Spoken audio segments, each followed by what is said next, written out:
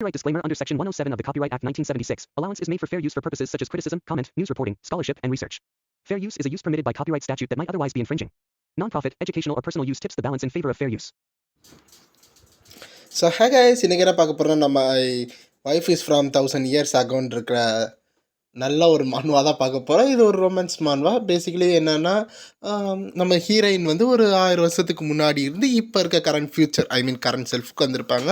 அவங்களுக்கு இங்கே இருக்கிற இடத்த அடாப்ட் பண்ண கொஞ்சம் நாள் ஆகும். இந்த டைமில் வந்து நம்ம ஹீரோ தான் வந்து அந்த ஹீரோயினை வந்து வீட்டில் சேர்த்துப்பாங்க. ஏன்னா வந்து அப்படியே வந்து ரோட்டில் திரிய விட்டால் போலீஸ் அரெஸ்ட் பண்ண வாய்ப்பு இருக்குது. ஏன்னா வந்து அவளுக்கு எதை பற்றி தெரியாது. இவ வந்து ஒரு வாரியர். ஸோ கையில் கிடச்சா எல்லாத்தையும் குத்தி கொலை பண்ணிடுவான், அந்த மாதிரி ஒரு ஆள். ஸோ நம்ம ஹீரோ அவங்கள பார்த்துக்கிட்டு கடைசி அவங்களுக்கு ஒரு ரொமான்ஸ் வந்து அவங்க மேரேஜ் பண்ணுவாங்களா, இல்லை வந்து ஹீரோயின் வந்து எல்லாத்தையும் அடாப்ட் பண்ணுவாங்களா, இல்லை திரும்பி அவங்களோட பாஸ்ட்டுக்கே போயிடுவாங்களா, இது என்ன ஏது எல்லாமே இந்த சாப்டரில் பார்க்கலாம். இதில் மொத்தம் 455 சாப்டர் ஆன்கோயிங்கில் போயிட்டுருக்கு. இது ஒரு நல்ல ரொமான்டிக் ஒரு மான்வான்னு சொல்லலாம். இது ஃபுல்லாக ரொமான்ஸாக தான் இருக்கும். ஸோ சாப்டர் 1 ஆரம்பிச்சிடலாம். அதுக்கு முன்னாடி இந்த சாப்டர் உங்களுக்கு பிடிச்சிருந்தா மறக்காமல் லைக் பண்ணி ஷேர் பண்ணி சப்ஸ்கிரைப் பண்ணியிருக்கேன். பார்த்து முடிச்சுட்டு சொல்லுங்கள். ஏன்னா பாதியிலே முடிஞ்சிருச்சு அப்படின்னு சொல்லாதீங்க. ஏன்னா இதோட லென்த்து கொஞ்சம் கம்மியாக தான் இருக்கும். நான் முடிஞ்ச அளவு வந்து அடுத்தடுத்து போட ஆரம்பிச்சிடுறேன். இது முக்கியமாக போடுறதுக்கு காரணம் நம்ம சப்ஸ்கிரைபர் பேர் வந்து ராஜேஷ். அவர் தான் ரொம்ப நாளாக கேட்டுக்கிட்டே இருந்தார். ஸோ அதுக்காக போட்டுடலாம். அந்த வீடியோக்குள்ளே போயிடலாம். எபிசோட் ஓப்பனிங்கில் பார்க்கும்போது சரியான மழை பெஞ்சிக்கிட்டு இருக்காள். நல்ல இடியோடு சேர்ந்து மழைன்னு சொல்லுவாங்க, அந்த மாதிரி புயல் மழை வந்து பெஞ்சிக்கிட்டு இருக்கு. பட் அந்த சைடு பார்த்தா எல்லோரும் கேஷுவலாக எப்பயும் போல் ஆகுறதானே அப்படின்னு சொல்லி கொடையை பிடிச்சிக்கிட்டு போயிட்டுருக்காங்க. அப்போ அந்த சைடு கேப்பில் பார்க்கும்போது ஒரு ஃபூட் மட்டும் தனியாக தெரியுது. அதுதான் நம்ம ஹீரோ. பார்த்தீங்கன்னா கொடை இல்லாமல் நனைஞ்சிக்கிட்டு போயிட்டுருக்காங்க. இன்றைக்கி மழை பெய்யுதா, கொடையை மறந்து வச்சுட்டு வந்துட்டோமே அப்படின்னு நினச்சிக்கிட்டு, சரி இதுக்கெல்லாம் நேரம் இல்லை, நம்ம பக்கத்தில் வந்துட்டோம், வேகமாக வீட்டுக்கு போவோம். நம்ம ஹீரோ தலையில் மழை படக்கூடாதுன்னு சொல்லி கையை வச்சு மறைச்சிட்டு போயிட்டுருக்காரு. அப்போது அவர் வேகமாக போயிட்டு இருக்கும்போது அங்கே ஒரு அப்பார்ட்மெண்ட் மாதிரி இருக்குது. அவர் பாக்கெட்லேருந்து அவர் ஏதோ எடுத்துக்கிட்டு இருக்காங்க. அப்போது அந்த படிக்கட்டில் யாரோ இருக்கிற மாதிரி ஒரு உணர்வு நம்ம ஹீரோக்கு வருது. சரி எதை என்ன நம்ம ஹீரோ அப்படியே ஏறி போய்கிட்டு இருக்கான் அந்த மலைக்கு. அப்போது அங்கே வந்து அவர் லைட்டு போட்டு பார்க்கும்போது ஹீரோ ஷாக் ஆகிற. என்னன்னு பார்த்தா ஒரு பெரிய உருவம் வந்து நம்ம ஹீரோ பக்கத்தில் ஸ்வாடை வச்சுக்கிட்டு அப்படியே கொலை பண்ணுற ரேஞ்சுக்கு என்ன அப்படி பார்த்துக்கிட்டு இருக்கு. நம்ம ஹீரோ கொஞ்ச நேரம் பிளாங்க் அவுட் ஆகிட்டான். யார் இவ அப்படின்னு நினச்சிக்கிட்டு இருக்கும்போது நம்ம ஹீரோக்கு ஒன்றுமே புரியல. அப்படியே பிளாங்க் அவுட் ஆனோடனே அப்போ தான் சூழ்நிலைக்கு வரான்.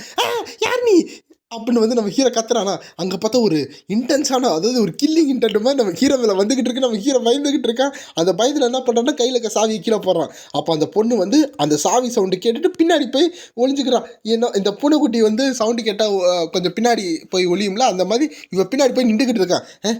யார் நம்ம ஹீரோ பார்க்கும்போது அவள் வந்து இன்னும் அந்த ஒரு கொலவெறி கண்ணில் பார்த்துக்கிட்டு இருக்கான்.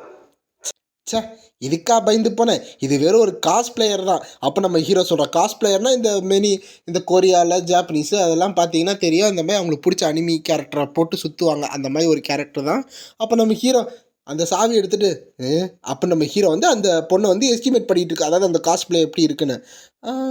இவளோட போஸ்ட்டு, அப்புறம் அந்த ஸ்வாடு, அந்த சாண்டில் கூட எல்லாமே மேட்சிங்காக போட்டிருக்கேன்.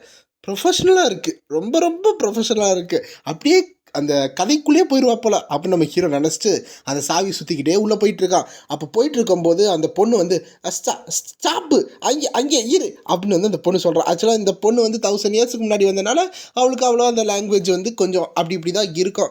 எப்படின்னா இப்போ செந்தமிழில் ஒருத்தவங்க பேசுகிறாங்க, இப்போ நம்ம நார்மல் தமிழுக்கும் ஒரு செந்தமிழில் பேசுகிறதுக்கும் வித்தியாசம் இருக்கும்ல, அந்த மாதிரி இவங்க பேசிக்கிட்டு இருக்காங்க. அப்போ நம்ம ஹீரோ என்ன சொல்கிறேன்னா, இது ஏன் வீடு, அதனால் நான் உள்ளே போகிறேன் அப்படின்னு நம்ம ஹீரோ சொல்கிறான். அது போக என்னை பார்க்க என்ன ஏதோ வில்ல மாதிரி இருக்கா, ஒரு பொண்ணு பக்கத்தில் இருந்தால் நான் அப்படியே வந்து அவளை ஏதோ பண்ணுற மாதிரி நீ நினச்சிக்கிட்டு இருக்க அப்படின்னு நம்ம ஹீரோ வந்து சொல்லிக்கிட்டு இருக்கும்போது அவள் வந்து இன்னும் ஷாக்காகி அப்படியே கையில் கத்தி எடுத்துகிட்டு அந்த பண்ணிடுவேனா அப்படின்னு கேட்கும்போது நான் அந்த பொண்ணு வந்து ஷாக்காகி கையில் ஸ்வாட் எடுத்துகிட்டு அந்த எஜ்ஜுக்கு போய் நின்றுக்கிட்டு வந்துடுவேன் பக்கத்தில் குத்தி கொண்டுருவேன் அப்படின்னு வந்து ஸ்டான்ஸில் இருக்காளா நம்ம ஹீரோ. இல்லை, இவன் வந்து இப்போ நான் பேசுகிறதுக்காக பின்னாடி போனேன். அது ரொம்ப அஃபென்சிவாக இருக்குது தெரியுமா. நீ பார்த்தனா யார் ஏதோ ஒரு கெட்ட பையன் மாதிரி என்னை போர்ட்ரேட் பண்ணுற மாதிரி இருக்குது. அப்போ நம்ம ஹீரோ ரொம்ப ஷாக் ஆகிட்டு, சரி ஏதோ ஒரு வீடோ நம்மளுக்கு அதுக்கு சம்மந்தம் இல்லைன்னு சொல்லி நம்ம ஹீரோ கதவை திறந்துட்டு அவன் வீட்டுக்குள்ளே போகும்போது அந்த பொண்ணை பார்க்குற இன்னும் என்ன பண்ணிக்கிட்டு இருக்கான்னு. இன்னும் வந்து அவள் அப்படியே ஸ்டான்ஸ்லேயே இருக்கிற மாதிரி இருக்கிறனால நம்ம ஹீரோ அந்த கதவை சாத்திட்டு போகிறான். அப்புறம் வந்து இந்த மலையில் நனைஞ்சிருக்கும்போது அந்த ஸ்வெட்டிங் எல்லாமே இருக்கும்ல. ஸோ நம்ம ஹீரோ வந்து நல்லா குளிச்சு முடிச்சுட்டு அந்த இடத்துக்கு போயிட்டு, அதாவது அவன் வீட்டுக்குள்ளே இருக்கிற ரூமுக்கு போயிட்டு ஃப்ரிட்ஜிலேருந்து ஒரு ஜூஸ் எடுத்துட்டு அப்படியே அப்படியே ஒருத்தவங்கள கூப்பிட்டுக்கிட்டு இருக்கான். "பங்கீன், பங்கீன் இங்கே வா" அப்படின்னு. அது யாருன்னு தெரியல. பட் நம்ம ஹீரோ அந்த ஃப்ரிட்ஜுக்கு மேலே ஏதோ ஒரு டப்பாவை எடுத்துக்கிட்டு இருக்கான். அப்போ அந்த டப்பாவை எடுக்கும்போது கேட் ஃபுட்னு போட்டிருக்கு. அந்த கேட் ஃபுட் வெளியே வந்தோடனே அங்கே ஒரு 2 மின்ற கண்ணு மாதிரி தெரியுது. பார்த்தா அது ஒரு பூனைக்குட்டி மியாவ் அப்படின்னு வேகமாக வந்துட்டு இருக்கு. இந்த சைடு நம்ம ஹீரோ வந்து கையில் வந்து ஒரு ஜூஸ் கேனை ஓப்பன் பண்ணி லொக் லொக் லொக்னு குடிச்சுக்கிட்டு, "ஹே என்ன ஒரு சுகம் தெரியுமா? குடிச்சதுக்கு அடுத்து இந்த ஜூஸை குடிச்சா எப்படி சுகமா இருக்கு என்ன பங்கீன்" அப்படின்னு சொல்லும்போது, அந்த பூனைக்குட்டி மியாவ் மியாவ் அப்படின்னு சொல்லி சாப்பிட்டுக்கிட்டு இருக்கு. இந்த சைடு நம்ம ஹீரோ வந்து, ஆஹா பர்ஃபெக்ட்டா இருக்கு. நம்ம ஜூஸை குடிச்சாச்சு அப்படியே இந்த இயற்கையை பார்க்கறதுல என்ன ஒரு சுகம் அப்படின்னு நம்ம ஹீரோ வந்து இயற்கையை பார்த்து பேசிக்கிட்டு இருக்கான். அப்போ வந்து அந்த மழை வந்து நிற்கிற மாதிரி தெரில. இன்னும் வந்து இடியோட சேர்ந்து நல்லா மழை பெஞ்சுக்கிட்டு இருக்கு. அப்போ நம்ம ஹீரோ ஏதோ யோசிச்சு அங்கே இருக்கிற ஒரு குடையை எடுத்துட்டு அந்த பொண்ணு அங்கே இருக்காளா அப்படின்னு சொல்லி அவனோட கதவுலேருந்து ஓட்டையிலேருந்து எட்டி பார்த்துக்கிட்டு இருக்கான். சரி யாருமே வெளியே இல்லை போல. அப்போ நம்ம ஹீரோ கதவு திறக்கிறானா, அப்போ அவள் போயிருப்பா அப்படின்னு நினச்சிட்டு திறக்கும் போது அவள் இன்னும் வந்து அந்த கையில் கத்தியை வந்து ரெடியாக வச்சுக்கிட்டு இருக்கான். அப்போ நம்ம ஹீரோ பார்த்துக்கிட்டு இருக்கேன். ஏம்மா அதாவது அதாவது நீ பார்த்தனா வெளியே ரொம்ப இருட்டாக இருக்கா, அதனால மழை நிற்கிற மாதிரி தெரியல. உன் வீடு எவ்வளோ தூரம் இருக்குன்னு தெரில. அதான் வந்து என்ன சொல்ல, இந்த கொடையை கொடுக்க வந்தேன். வேணா சொல்லு, உங்கள் ஃபேமிலி யாராச்சும் இருந்தாங்கன்னா அவங்களுக்கு கால் பண்ணுறேன். அப்படி இல்லைன்னா கீழே செக்யூரிட்டி இருக்காங்க, அவங்கள கூட நான் கூட்டிகிட்டு வரேன் அப்படின்னு நம்ம ஹீரோ சமாளித்து பார்த்துட்டு இருக்கான். அது போக நீ வேறு ரொம்ப ஈரமாக இருக்க, நீ சீக்கிரம் வீட்டுக்கு போனீங்கன்னா உடம்பு சரியில்லாமல் போயிடும் அப்போ நம்ம ஹீரோ சொல்லும்போது, அந்த பொண்ணு இது என்ன இடம் அப்படின்னு கேட்குறானா. இது இது ஹார்மோனிக் காம்பவுண்டு, இது நார்த்து ஹோப் ரோட்டில் இருக்குது அப்போ நம்ம ஹீரோ சொல்லிட்டு இருக்கானா. ஓ அப்படியா அப்படின்னு வந்து பொண்ணு சொல்லிக்கிட்டு இருக்கான். ஆமாம் நீ யார் அப்படின்னு கேட்கும்போது, நான் யாரா நான் என்னத்த சொல்ல, என்கிட்ட வந்துட்டு நான் யாருன்னு கேட்டால் நான் என்னத்த சொல்ல, நான் என்ன ஒரு வார்ம் ஹார்ட் அண்ட் நெய்பர்ஹுட்னு சொல்லவா. இவன் என்ன ஏதோ லூசுத்தனமாக பேசிக்கிட்டு இருக்கா. சரி ஏதோ ஒன்று, நீ வேணா நான் ஒரு ஒரு நல்லவன், உனக்கு வந்து ஒரு உதவி பண்ணுற ஒரு பெனிஃபேக்டர்னு கூட வச்சுக்கோ அப்படின்னு சொல்லி கையில் ஒரு கொடையை வந்து ஹீரோயின்கிட்ட கொடுக்குறான் நம்ம ஹீரோ. அப்போ வந்து ஹீரோ என்ன சொல்கிறான்னா, சரி இந்த அம்பரில் யூஸ் பண்ணவே மாட்டியா, இதை எடுத்துகிட்டு போய், இது எனக்கு தேவைப்படாது, நீ இதை எடுத்துகிட்டு போயிட்டு அப்படியே வீட்டுக்கு போய் இங்கிட்டு வந்துடாது. அப்போ நம்ம ஹீரோ வந்து அந்த கொடையை கொடுக்குறானா. அப்போ அந்த பொண்ணு வந்து அதை எல்லாத்தையும் அனலைஸ் பண்ணிட்டு அப்போ அந்த ஸ்வாட்லேருந்து அப்படியே கையெழுத்து இந்த ஸ்டாண்ட்ஸ் மாதிரி வச்சுக்கிட்டு, நான் வந்து சால்ட் கேங்கோட டிசிப்ளின், எனக்கு இந்த இடம் என்னன்னு தெரில, நான் இங்கே எப்படி வந்தேன்னு தெரில அப்படின்னு அவள் சொல்லிக்கிட்டு இருக்கா.